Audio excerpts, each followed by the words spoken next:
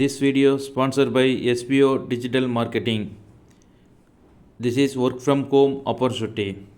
Please send your name and qualification. WhatsApp to 9025863666 and get full detail instantly. Skip பண்ணாதீங்க. பெரிய தப்பு. தினம் 300 ரூபாய் சம்பாதிக்க அரிய வாய்ப்பு. இன்ஸ்டாகிராம், ஃபேஸ்புக் பயன்படுத்த தெரிந்தால் போதும் content post and content publishing மூலமா தினம் 300 ரூபாய் சம்பாதிக்கலாம். இந்த வேலை செய்ய 5 நிமிடம் போதும். Work training support, group communication support, all language customer live chat support, முக்கியமா சொந்தமா ஒரு பிசினஸ் ஸ்டார்ட் பண்ற அளவுக்கு உங்களால கற்றுக்கொள்ளவும் முடியும், சம்பாதிக்கவும் முடியும். இந்த வேலை வாய்ப்பு வழங்குவது 5 வருடத்திற்கு மேல ரன் ஆகிட்டு இருக்க நம்ம தமிழ்நாட்டு company school of business organisation private limited. மேலும் விவரங்களுக்கு டிஸ்கிரிப்ஷன்ல கொடுத்திருக்க நம்பருக்கு வாட்ஸ்அப் பண்ணுங்க. 7 முதல் 79 வரையிலான காலகட்டத்தில் இந்திய பிரதமராக பதவி வகித்தார். அந்த காலகட்டத்தில் இந்தியாவின் வெளியுறவுத்துறை அமைச்சராக பதவி வகித்தார் அடல் பிகாரி வாஜ்பாய். மொரார்ஜி தேசாயின் தன்னிகரில்லாத தளபதியாக வாஜ்பாய் விளங்கினார். இவருடைய நம்பிக்கைகளும் சித்தாந்தங்களும் ஒன்றுபட இருந்தன. மொரார்ஜியின் ஆட்சி திறன் மீது வாஜ்பாய் நம்பிக்கை கொண்டிருந்தார். அவருடைய ஆட்சி காலம் நெடுநாட்கள் நீடிக்கவில்லை என்கிற வருத்தம் அடல் பிகாரி வாஜ்பாய்க்கு எப்போதும் உண்டு. ஒரு வகையில் மொரார்ஜி தேசாயின் கனவை சிதறாமல் தானும் நிறைவேற்றுவதை தன் கடமையாக கருதினார் வாஜ்பாய். 1977ஆம் ஆண்டு மத்திய அமைச்சராக விளங்கிய வாஜ்பாய் ஐநா சபையில் இந்தியில் பேசிய முதல் இந்திய அமைச்சர் என்ற பெருமையை பெற்றவராவார். அடல் பிகாரி வாஜ்பாய்க்கும் மொரார்ஜிக்கும் பல ஒற்றுமைகள் உண்டு. இருவருமே மந்திரியாகவும் பிரதமராகவும் பணியாற்றிய பெருமை கொண்டவர்கள். மொரார்ஜி அமைச்சரவையில் வாஜ்பாய் மந்திரியாக இருந்தார் போலவே ஜவஹர்லால் நேரு மந்திரி சபையில் மொரார்ஜி மந்திரியாக இருந்தவர். இருவரும் தங்கள் ஆட்சி காலத்தில் அணு ஆயுத பரிசோதனை செய்வதில் ஆர்வம் காட்டியவர்கள். இருவருமே 90 வயதை தாண்டி வாழ்ந்தவர்கள். இருவருமே பாரத ரத்னா விருது பெற்ற இந்திய வைரங்கள்.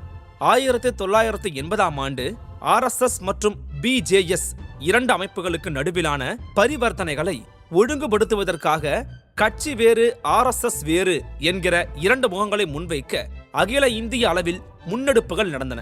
இதனை ஒட்டி அதுவரை பாரதிய ஜனசங்கம் என்று இருந்த அமைப்பிலிருந்து மாற்றங்களை உள்ளடக்கிய புதிய அரசியல் அமைப்பாக பாரதிய ஜனதா கட்சி உருவாக்கப்பட்டது.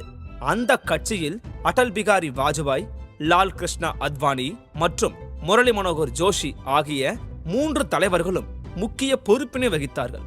அடல் பிகாரி வாஜ்பாய் ஒரு சிறந்த நாடாளுமன்றவாதி என்று அறியப்பட்டவர். நாடாளுமன்றத்தில் எதிர்க்கட்சியினரும் வாய் பிளந்து ரசிக்கும்படி அவருடைய உரைகள் வெகுவாக கவரும். எந்த ஒரு விஷயத்தை பேசினாலும் அது குறித்த ஆணித்தரமான தகவல்களையும் புள்ளி விவரங்களையும் கொண்டு பேசுவதை அவர் வழக்கமாக கொண்டிருந்தார். அரை நூற்றாண்டு காலம் தன் சேவையை பாராளுமன்ற உறுப்பினராக பணியாற்றி தந்த மாபெரும் தலைவர் வாஜ்பாய். வேறு யாருக்குமே கிட்டிராத ஒரு சிறப்பு அவருக்கு இருக்கிறது. உத்தரப்பிரதேசம், மத்திய பிரதேசம், குஜராத் மற்றும் டெல்லி ஆகிய 4 மாநிலங்களிலிருந்து மக்களவைக்கு தேர்வு செய்யப்பட்ட பெருமை கொண்டவர் வாஜ்பாய். 9 முறை பாராளுமன்றத்துக்கும் 2 முறை ராஜ்யசபாவுக்கும் தேர்வு செய்யப்பட்ட வாஜ்பாய் ஒரு பன்முக ஆளுமை.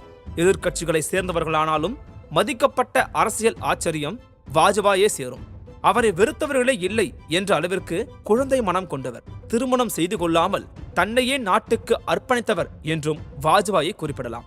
பல்வேறு நாடாளுமன்ற நிலைக்குழுக்களின் தலைவராகவும் செம்மையாக தனக்கு வழங்கப்பட்ட கடமைகளை நிறைவேற்றிய நல்லவர்தான் அடல் பிகாரி வாஜ்பாய். என்னதான் அமைதியின் திருவுருவாக கருதப்பட்டாலும் கூட 1998ஆம் ஆண்டு இந்தியா பல முறை அணு ஆயுதங்களை பரிசோதனை செய்தது. அப்போதைய நாட்டின் தலைமகன் என்ற அளவில் அதற்கான மேற்கத்திய விமர்சனங்கள் அனைத்துக்கும் வாஜ்பாய் தான் பொறுப்பேற்க வேண்டியிருந்தது. தன் மீது பிற நாட்டினரின் எதிர்மறை விமர்சனங்களை அவர் மறுக்கவும் இல்லை, பெரிதாக